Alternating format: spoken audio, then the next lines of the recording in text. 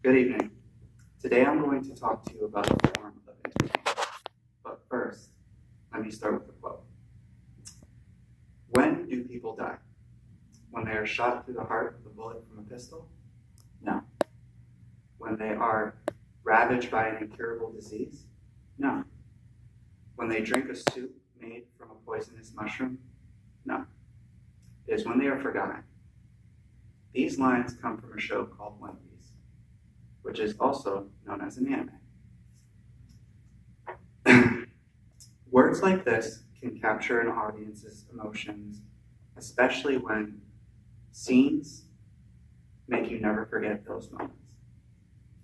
Anime has gripped my heartstrings and captured my attention for many years.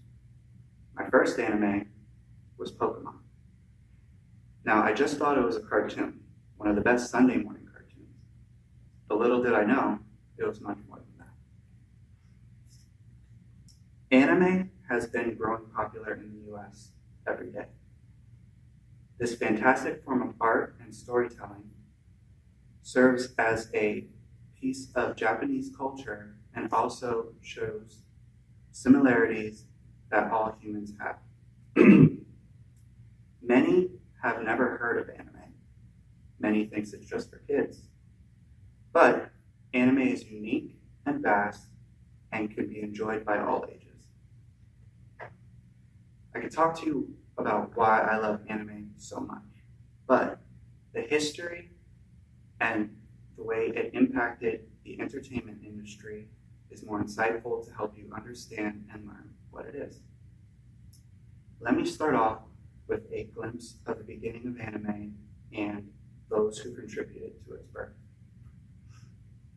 Anime has been around for a century.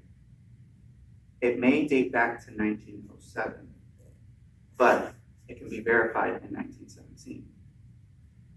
Katsuro Saishin produced a short clip that was found in 2005, but could only be roughly dated.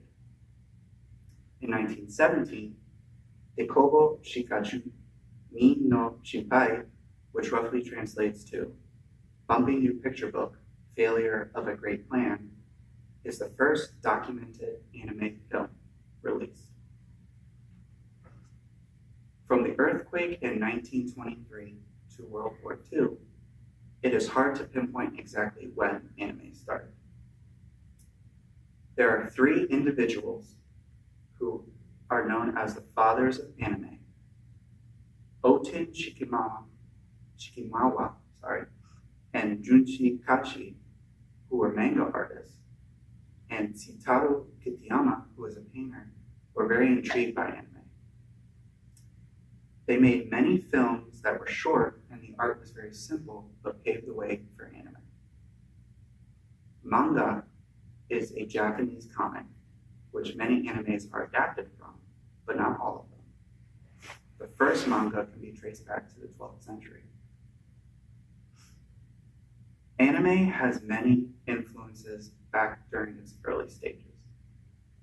Disney had an impact on the industry because it was already a force of competition within the 1920s.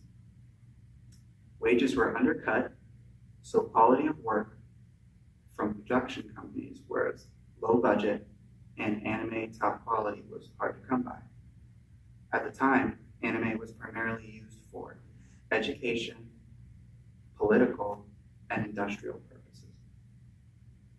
World War II changed the way anime was made as well, because the Japanese government was in control of what they were putting out. They wanted to promote and enforce nationalism, so films of Japanese pride and victories were produced. Animators had no choice due to laws to make these films. But back before the war, animators actually made satires about the government. Now, after the war in 1958, the company Tao Animation was founded also in 1948, released The Tale of the White Serpent, which was the first color anime. It was adapted in 1961 in the US and called The Panda and the Magic Serpent. Another success from the studio was the animator Osamu Tezuka. Now, a quote from Osamu. "My teacher said once, every man faces 7 enemies in his lifetime: sickness, hunger, betrayal, envy, old age, greed, and then death." We now arrive to the states where much of the exposure can be credited to Osamu. Many other elements led to the rise of the popularity in the US as well. Many believe he was the first to bring anime to America, but in 1960, The Three Tales was the first broadcasted anime on American television. The anime Astro Boy, which is right here, did not arrive into the US until 1963. But it was still one of Osamu's most influential animes.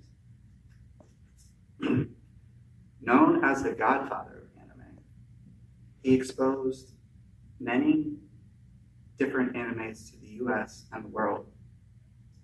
His one creation, Kimba the White Lion, was also what some to believe what the movie The Lion King was based off of, or copied from. Astro Boy is one of his most known works, and it influenced many space and robot animes. He started Mushu Productions in 1961, and when he was a child, he suffered from a disease that almost took away his arms, so he wanted to be a doctor. But instead, his mother told him to do what he loved. So now, he is known as one of the most influential and important figures in anime. As the end of the 1960s came around, anime started to fade away from the US. But many artists during the 80s started what is known as today as the golden age of anime. New genres and stories came from all corners of Japan. Science fiction, which was starting to thrive everywhere because of the success of Star Wars, had an impact on anime as well. So the anime Star Blazers, or also known as Space Battleship Yamato, was adapted in 1976 and had a major influence on how anime was adapted in America then going forward. The US was exposed to shows like Robotech in '85 and also the movie Ikari in '88. The US saw a huge wave of anime in the 1990s and onward. Titles like Sailor Moon, Dragon Ball Z, and Pokemon started to become highly popular amongst many fans of different ages. The shelves were filling up with toys, clothes, and video games, and had a huge impact on what anime is today. Finally, anime was starting to find its audience in the US. Disney signed on for distribution rights for Studio Ghibli films.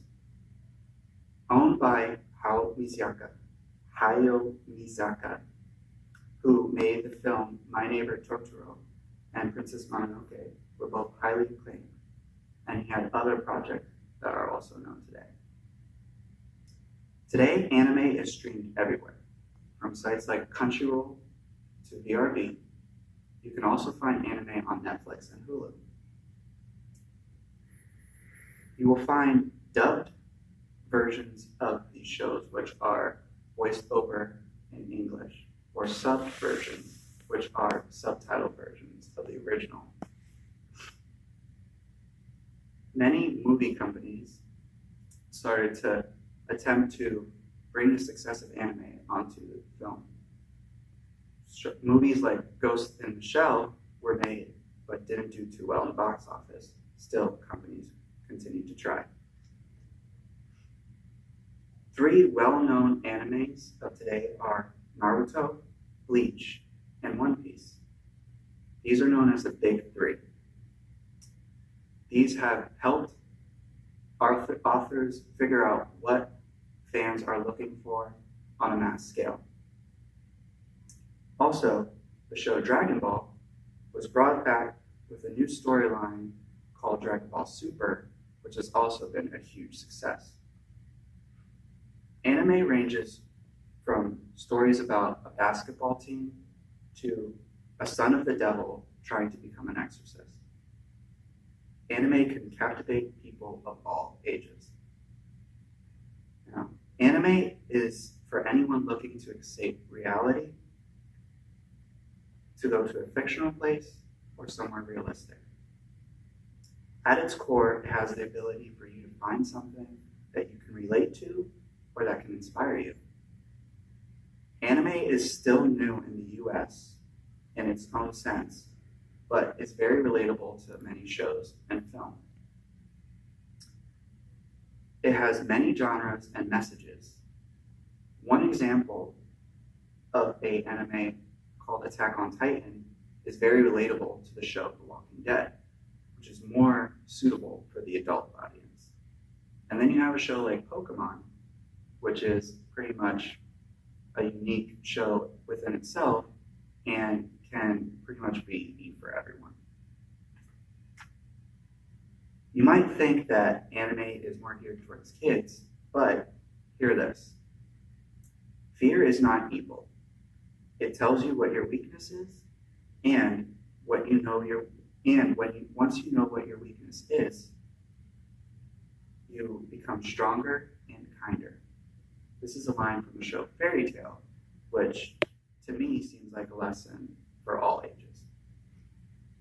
Now, stories like Harry Potter have shown that something that was originally meant for kids can be loved by all ages, which is another reason why anime is in the same idea. Anime continues growing with new fans every day.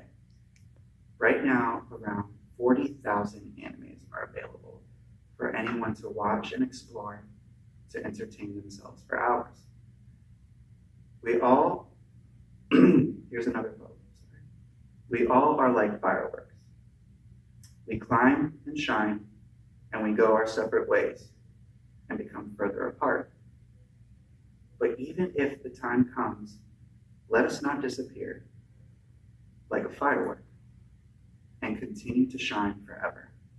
This is a line from Bleach. Now, I've only scratched the surface of what anime is and its history and how it impacted entertainment, or has and does impact entertainment. I can talk about how you can find anything when it comes to anime with its vast amount of genres, even something that you might even enjoy yourself if you never thought you'd like anime.